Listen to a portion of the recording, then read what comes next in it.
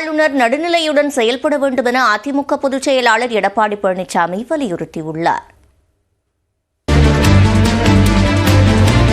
மக்களவை தேர்தல் பரப்புரை தீவிரமடைந்துள்ள நிலையில் அதிமுக கூட்டணியில் விருதுநகர் தொகுதியில் போட்டியிடும் தேமுதிக வேட்பாளர் விஜய பிரபாகரை ஆதரித்து சிவகாசியில் நடைபெற்ற பொதுக்கூட்டத்தில் அதிமுக பொதுச் செயலாளர் எடப்பாடி பழனிசாமி பங்கேற்று பேசினார்.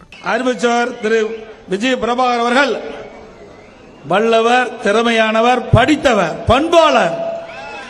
அவர் பேசுகின்ற பொழுது அவருடைய தந்தை எப்படி வளர்த்தார் என்பதை இங்கே தெளிவுபடுத்தியிருக்கின்றார்.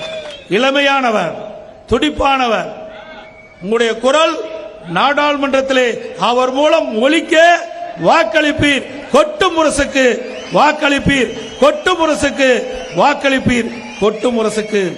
அப்போது ஸ்டாலினுக்கும் உதயநிதிக்கும் தான் தூக்கம் தொலைந்து விட்டதாக கூறிய இபிஎஸ் பிரதமர் பெயரை குறிப்பிடாமல் தவிர்த்தார். திரு ஸ்டாலின் அவர்களும் உதயநிதி ஸ்டாலின் அவர்களும் செல்கின்ற இடமெல்லாம் என்னை பற்றி தான் பேசுறாங்க. அவங்களுக்கு தூக்கமே போச்சு, தூக்கமே போச்சு.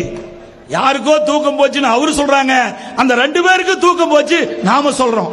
மேலும் ஆளுநரை எதிர்த்து பேசுவதில்லை என்ற முதலமைச்சரின் குற்றச்சாட்டு தொடர்பாகவும் விளக்கம் அளித்த இபிஎஸ் ஆளுநர் நடுநிலையுடன் செயல்பட வலியுறுத்தினார். எடப்பாடி பழனிசாமி கவர்னர் எதிர்த்து பேசவே இல்லையா? அனைத்து இந்திய அண்ணா திராவிட முன்னேற்ற கழகத்தின் சார்பாக துறை வாரியாக திமுக செய்த ஊழல் பட்டியலை மேதகு ஆளுநர்கிட்ட கொடுத்தோம். இதுவரைக்கும் ஆளுநர் நடவடிக்கை எடுக்கல. ஆளுநர் நடுநிலையோடு செயல்பட வேண்டும். பட்டாசு தொழிலை காக்க திமுக அரசு நடவடிக்கை எடுக்கவில்லை என்று குற்றம் சாட்டிய இபிஎஸ் அதிமுக கூட்டணி வெற்றி பெற்றால் பட்டாசு மீதான தடைகளை நீக்குவதற்கு சட்டத்திருத்தம் கொண்டுவர மத்திய அரசுக்கு அழுத்தம் தரும் என்றும் குறிப்பிட்டார். எப்படியாவது இந்த பட்டாசு தொழிலை காப்பாற்ற வேண்டும்.